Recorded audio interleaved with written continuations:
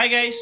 So may good news ulit ako sa inyo. Una, naibahagi ko na, umpisa pa lang, na merong free coaster bus ride from Hong Kong going to Macau until December 31, 2026. Matagal ko nang na-post yun.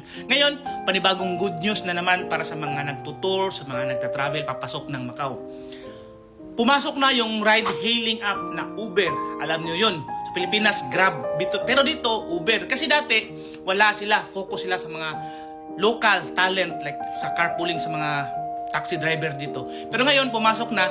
Dati kasi ongoing yung discussion kung kailangan ba sila ang Uber dito sa Macau para sa economy, sa tourism, at habang kinakandak yung survey, talagang nangangailangan sila ng additional taxi. So ngayon, nandito na sila. Kasi merong local taxi app dito sa Macau. Pero kami, nahihirapan kaming mag-book. Kailangan pa namin ng Chinese na katabi para i-translate or kausapin kung saan to. Kasi Chinese siya. Pero ngayon, alam niyo na, Uber International, madali lang yan i-navigate para sa inyo, para sa atin. Hindi ko pa na-try na mag-book ng Uber dito sapagkat, nung una, yung bahay namin dinadaanan lang ng taxi. So, madali lang kami mag-navigate. Naglalakad lang kami minsan kasi malapit na kami. Magbabas kami. At hindi namin kailangan ng taxi masyado madalas. So yun lang. Again, convenience-wise, pasok na kayo dito kasi ma-navigate nyo na kung anong gusto nyo dahil may Uber na. So, hindi ko alam kung kailan nag-uumpisa. And if may katanungan ka pa, paglilinaw, you can leave a comment here and I will answer you. By the way, my name is Chris. I live here in Macau.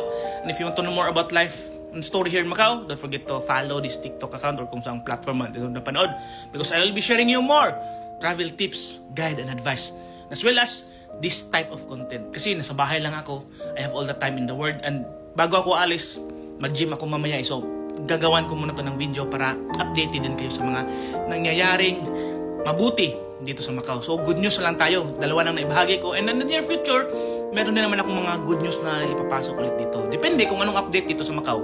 And if nagbabala kang pumunta, might as well consider subscribing this TikTok account. Baka dumaan lang to sa page mo, eh hindi mo na to mahagilap, or save this video.